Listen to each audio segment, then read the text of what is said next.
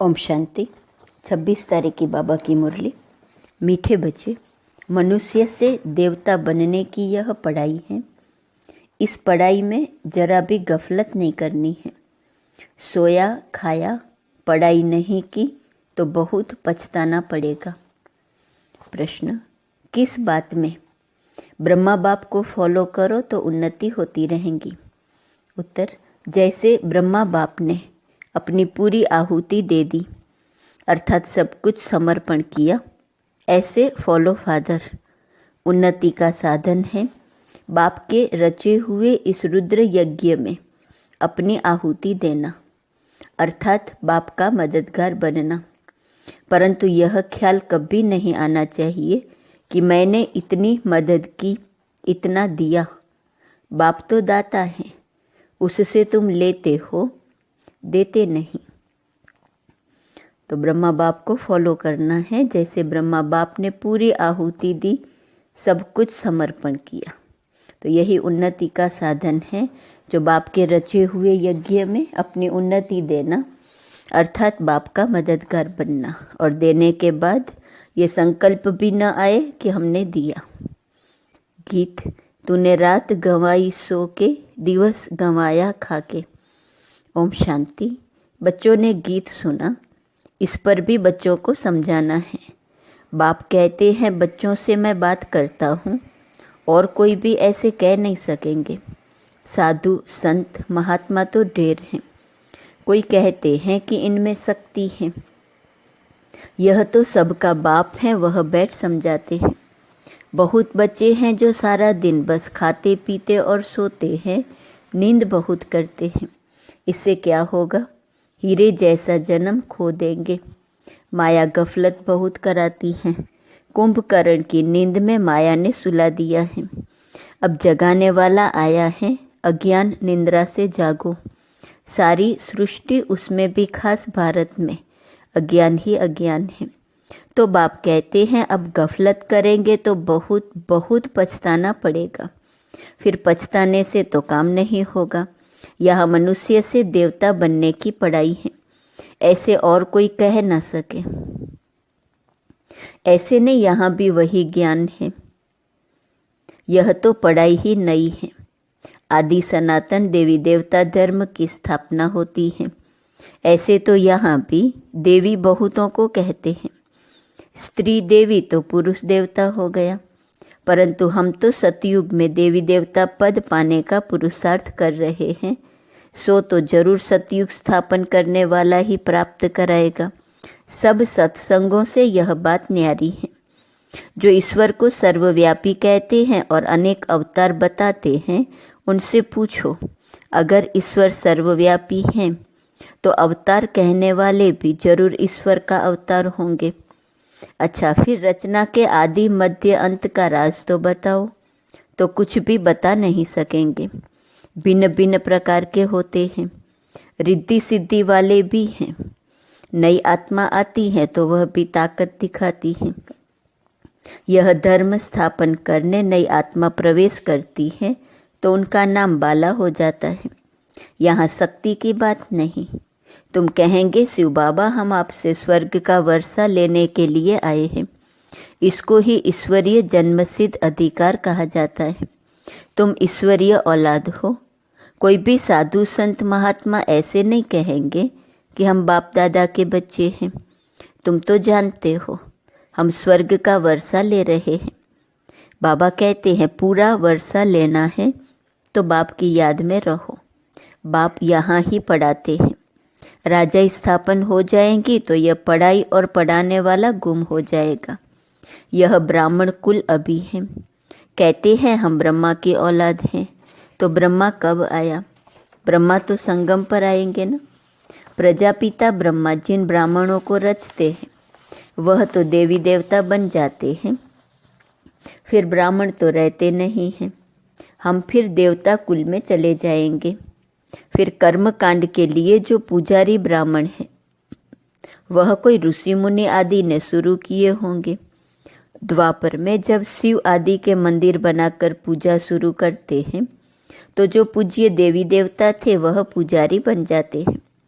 उस समय मंदिरों में ब्राह्मण चाहिए, तो उसी समय ब्राह्मण भी शुरू हुए होंगे जो पूज्य से पुजारी बने।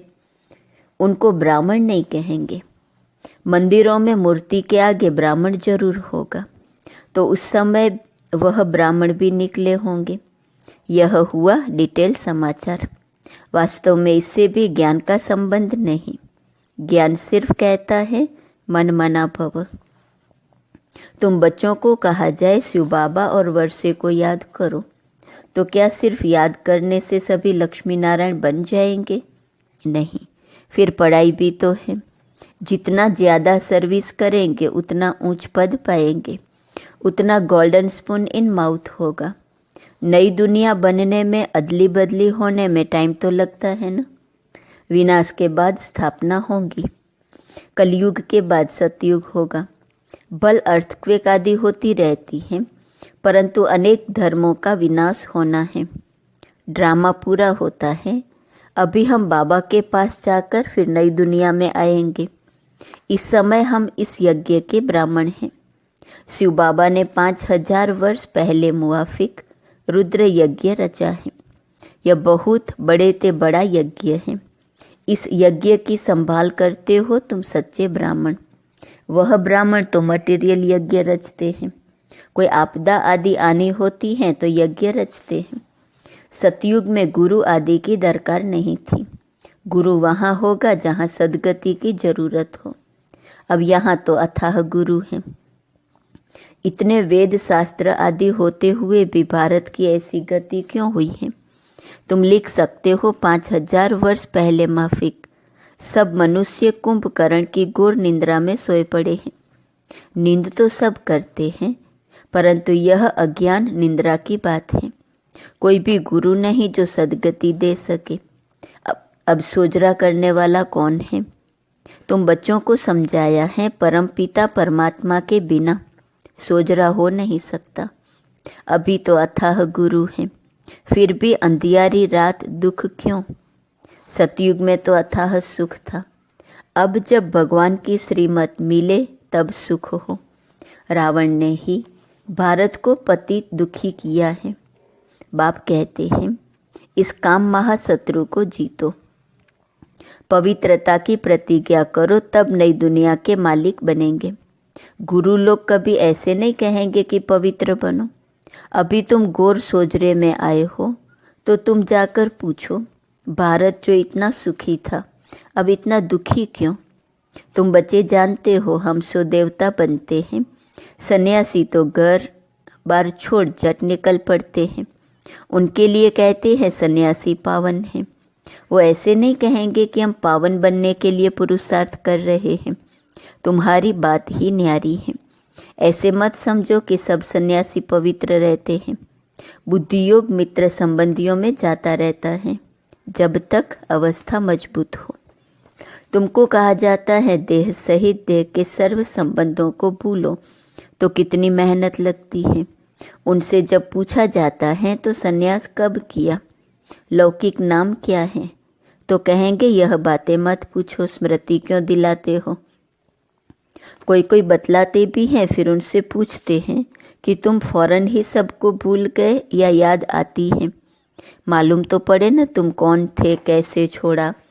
अकेले थे व बाल बच्चे भी थे, फिर वह तुमको याद पड़ते हैं? कहते हैं हाँ बहुत समय याद पड़ते थे, मुश्किल से याद टूटती है। अपना जीवन याद तो रहता है। भल हम शिव बाबा को याद करते हैं, परंतु ऐसे थोड़े ही अपना जीवन या शास्त्र आदि जो पढ़े हैं वह भूल जाते हैं। सिर्फ कहते हैं जीते जी भूल जाओ, यह धारण करो। याद करेंगे तो लटक पड़ेंगे। पहले यह बातें सुनो फिर जज करो। जीते जी मरजीवा बनो और किसी का मत सुनो। हम अपना सारा जीवन बता सकते हैं।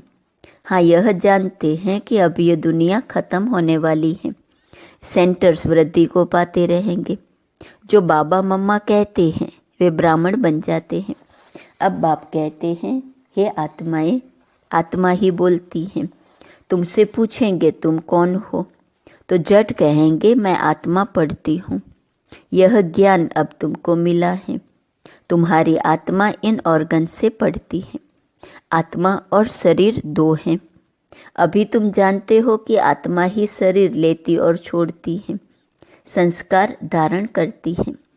हम आत्माएं सतयुग में पुण्य आत्मा थे, अब पाप आत्मा है, अब अंतिम जन्म है।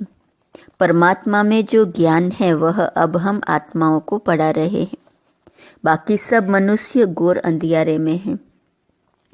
शास्त्र आदि सब भक्ति मार्ग के हैं, उनको ज्ञान नहीं कहा जाता। ज्ञान दिन और भक्ति रात है। तुम पूछ सकते हो गीता का रचयिता कौन है और कब आया। गीता कब लिखी गई? बाबा भी लिखते रहते हैं, फिर उस पर गौर करना पड़ता है। ऐसे ऐसे बुद्धि में धारण करने से फिर तुम्हारी उन्नति होती जाएगी। बाप कहते हैं मेरे को याद करो। बच्चों को माला का राज भी समझाया है। परमपिता परमात्मा बेहद का फूल है, फिर है 2 दाने ब्रह्मा सरस्वती। प्रजापिता ब्रह्मा द्वारा रचना रची हुई है। यह है आदि देव और आदि देवी। यह ब्राह्मण है जिन्होंने स्वर्ग बनाया है, इसलिए इनकी पूजा होती है। बीच में वह 8 दाने हैं जो सूर्यवंशी बने हैं, बहुत मदद की है। नॉलेज बुद्धि में रहनी चाहिए। यह भी जानते हो कि बरोबर यज्ञ में आहुति दी जाती है।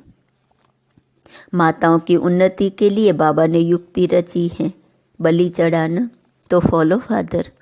गांधी को भी जिन्होंने मदद की तो अल्पकाल का सुख मिला। वह था हद का बाप, यह है बेहद का बाप। यहाँ बाबा ने सब कुछ माताओं के चरणों में दे दिया, तो यह 1 नंबर में गया। तुम बच्चों को पुरुषार्थ करना है।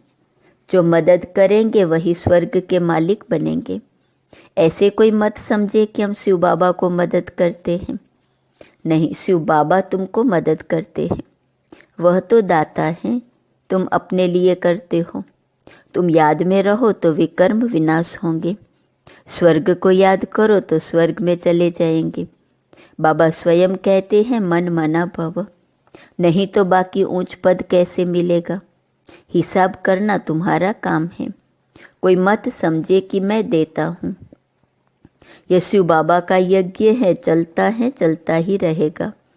तुम सच्चे ब्राह्मणों के दिल में है कि हम सिर्फ भारत में ही नहीं बल्कि संपूर्ण विश्व में बाप की मदद से अपना राज्य स्थापन कर रहे हैं।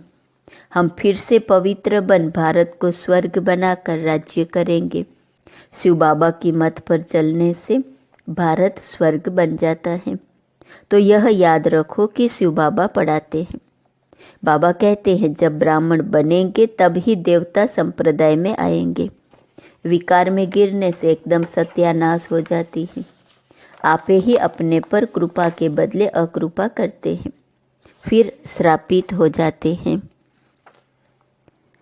जब ब्राह्मण बनेंगे तो देवता संप्रदाय में आएंगे। शिव बाबा पढ़ाते हैं। विकार में गिरेंगे तो सत्यानाश हो जाती है। कृपा के बदले अकृपा करते हैं, श्रापित हो जाते हैं। मैं वरदान देने आया हूँ, परंतु श्रीमत पर न चलने से अपने को श्रापित कर देते हैं, पद भ्रष्ट करते हैं। अच्छा, मीठे मीठे सिकिलदे बच्चों प्रति माता पिता बाप दादा का याद प्यार और गुड मॉर्निंग।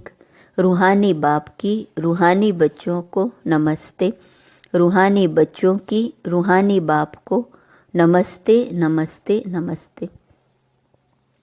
धारणा के लिए मुख्य सार। पहली पॉइंट, बुद्धि से सब कुछ भूलने के लिए जीते जी मरना है। एक बाप की सुनना है। अपनी उन्नति के लिए पूरा बलिहार जाना है।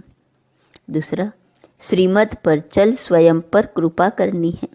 सच्चे ब्राह्मण बन यज्ञ की संभाल करनी है। पढ़ाई अच्छी रीति पढ़कर ऊंच पद लेना है। वरदान, सेवा को बाप के आगे बुद्धि से अर्पण कर स्वयं निश्चिंत रहने वाले सफलता स्वरूप भव। कोई कैसी भी मुश्किल सेवा हो, लेकिन उस सेवा को बाप के आगे बुद्धि से अर्पण कर दो। मैंने दिया सफलता नहीं हुई, यह मैंपन नहीं लाओ। बाप की सेवा है, बाप अवश्य करेगा। बाप को आगे रखो तो सदा निश्चिंत रहेंगे और सफलता भी मिलेंगी। कभी कमजोर संकल्प का बीज नहीं डालो। यह नहीं सोचो कि सेवा तो कर रहे हैं लेकिन बाप की मदद तो मिलती नहीं, शायद मैं योग्य नहीं हूँ। यह भी व्यर्थ संकल्प हैं जो सफलता को दूर कर देते हैं। स्लोगन: ब्राह्मण कुल के दीपक वही बन सकते जिनके स्मृति की ज्योति सदा जगी हुई है। आज का स्वमान: मैं बंधन मुक्त हूँ। अव्यक्त इशारे की पॉइंट 26 दिसंबर। अपने आप को देखो। 5 विकार, 5 प्रकृति के तत्वों के बंधन से कितने % में मुक्त हुए हैं। लिप्त आत्मा है व मुक्त आत्मा है। शरीर का, संबंध का कोई भी बंधन न हो। यह तो खेल खेल में फर्ज अदाई निभा रहे हो। यह फर्ज अदाई भी निमित्त मात्र निभानी है, लगाव से नहीं। तब कहेंगे बंधन मुक्त। विकार, प्रकृति, शरीर, संबंध कोई भी बंधन अपने तरफ खींचे नहीं, लगाव न हो, तब कहेंगे बंधन मुक्त। ओम शांति।